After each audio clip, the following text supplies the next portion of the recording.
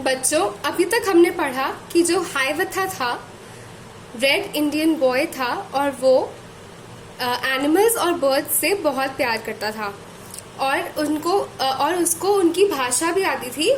उसने उनकी भाषा लर्न की थी। He learn the language of animals and birds और वो उनसे बातें करता था। And he talk to them whenever he met them.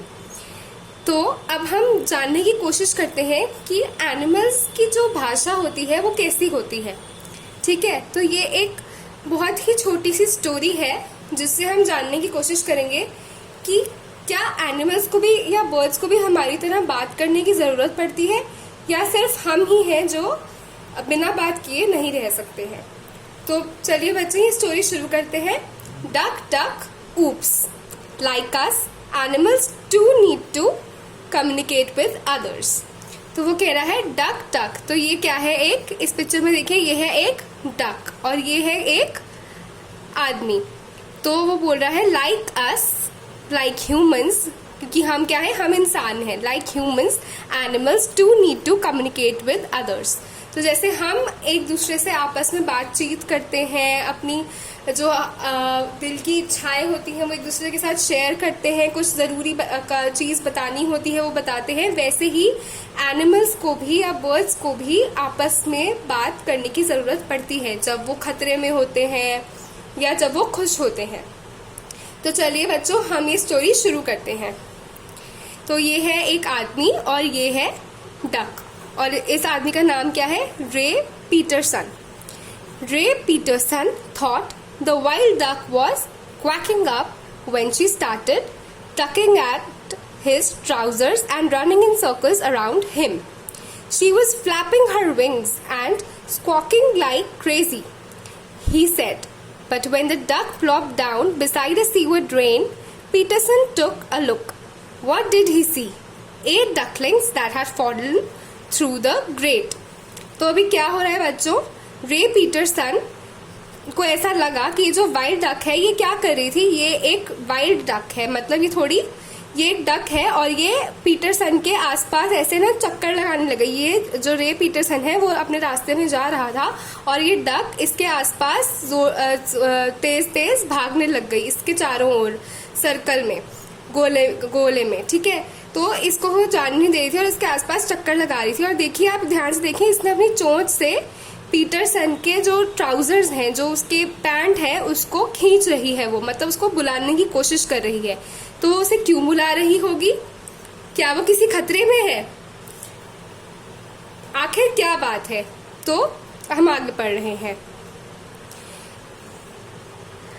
When she started tugging at his trousers and running in circles around him, she was flapping her wings and squawking like crazy, he said. तो अब ये जो duck है ये क्या कर रही थी? ये चक्कर लगाते लगाते ये अपने जो पर है उनको भी बहुत ही तेजी के साथ फड़फड़ा रही थी, ऊपर नीचे कर रही थी और बहुत ही चिल्लाने वाली आवाजें, बहुत दर्द भरी चीख से उसे पुकार रही थी।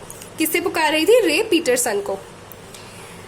But when the duck plopped down beside a sewer drain, plop down मतलब sat down with a short sound। तो क्या हुआ? जब पीटरसन ने उसकी बात नहीं समझी कि डक क्या कहना चाह रही है, तो डक उदास हो गई और वो सीवर के ड्रेन के पास आकर बैठ गई और उसने एक बहुत ही मायूस सी आवाज निकाली।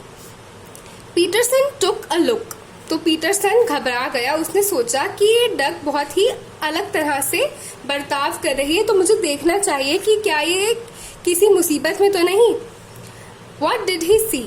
8 ducklings that had fallen through the grate।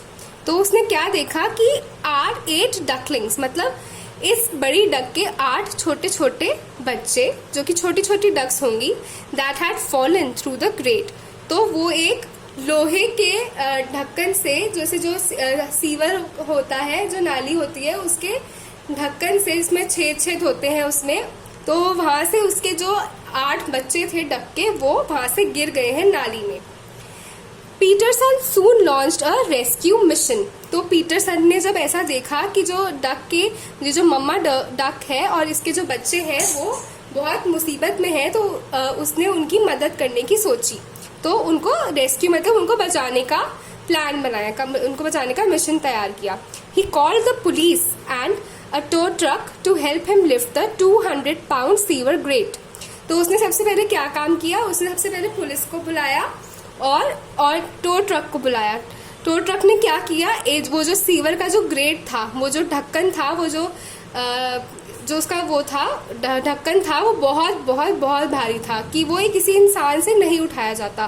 तो एक पूरा ट्रक आया था जो कि उसको खींचकर खूंटे से उस ग्रेट को निकालता। Then with a vegetable strainer he scooped out the ducklings one by one. तो जैसे हम सब्जियां धोते वक्त एक छानी में सब्जियों को धोते हैं ताकि पानी नीचे से चला जाए और सब्जियां धुल जाए, वैसे ही उसने वेजिटेबल स्ट्रेनर से उसने छोटे छोटे बच्चों को, डक के छोटे छोटे बच्चों को उससे बाहर निकाला, जिससे कि नाली का सारा पानी तो निकल गया और बच्चे ऊपर आ गए। एक एक करके उसने उनको निकाला। In the end the whole duck family waddled safely away. Peterson was amazed. You wouldn't think she would be that smart, he says. तो वो कहता है कि जो पीटरसन होता है ये बहुत ही अमेज हो जाता है, बहुत ही हैरान हो जाता है, मतलब इसको बहुत अच्छा लगता है ये जानकर कि जो मदर डक है वो इतनी स्मार्ट और इतनी इंटेलिजेंट हो सकती है कि वो अपने बच्चों के लिए ऐसे हमसे बात करने की कोशिश कर सकती है और अपने बच्चों की जान बचा सकती है।